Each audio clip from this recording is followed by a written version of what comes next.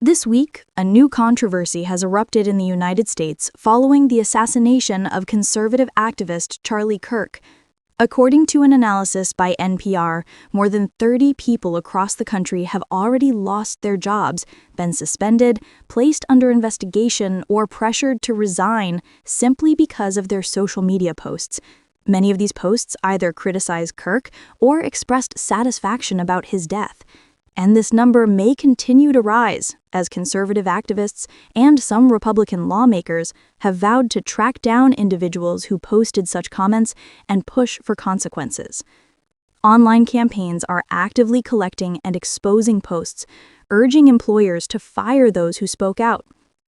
Right-wing influencer Joey Monarino even encouraged people to screenshot photos, reverse search them, and identify workplaces through LinkedIn to pressure employers with phone calls and negative reviews.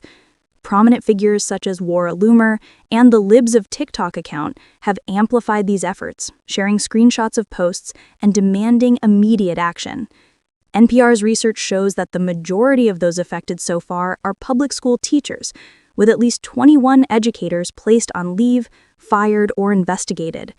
But the fallout has spread far wider. Firefighters, military members, a sports reporter, an employee of the Carolina Panthers, and even a city council official in Indiana have all been targeted.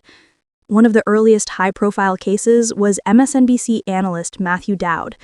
During live coverage of the shooting, Dowd speculated on air about the possible circumstances and criticized Kirk's history of inflammatory rhetoric.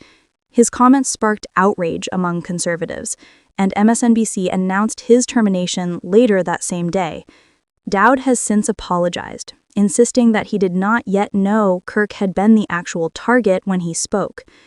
Kirk's career was marked by controversial statements. He questioned the intelligence of women and Black Americans, called the Civil Rights Act of 1964 a mistake, claimed certain gun deaths were worth it to preserve the Second Amendment, and painted immigrants and transgender people as societal threats. While some argue his rhetoric fueled division, others say punishing people for criticizing him crosses into censorship. David Kaye, a law professor at the University of California, Irvine, explained that political violence must never be celebrated.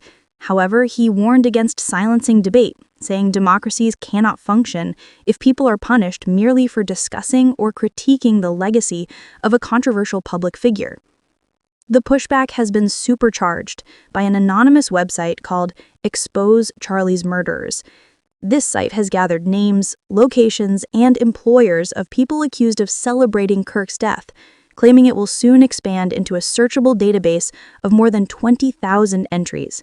Some of the individuals featured have already received death threats.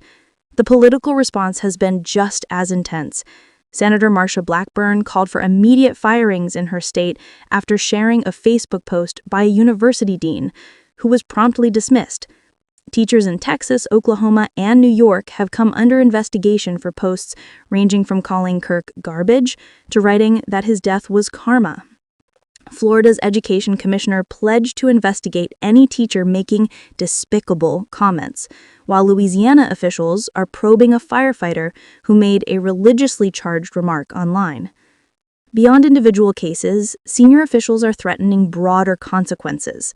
The Navy Secretary issued a stern warning that any service member or civilian employee showing contempt would face discipline. A Deputy Secretary of State suggested foreign nationals could lose U.S. visas over their posts. Congressman Clay Higgins even called for permanent bans from social media, blacklisting businesses, and revoking driver's licenses of those who mocked Kirk's death. Critics warn that these measures echo the McCarthy era, when people were blacklisted for political beliefs. Loretta Ross, a community activist and professor, said Kirk's tragic death is now being weaponized to silence dissent and deepen social division. The central issue is this: how should society handle speech that crosses into cruelty but still falls under freedom of expression? And are we witnessing legitimate accountability or an authoritarian clampdown on public opinion?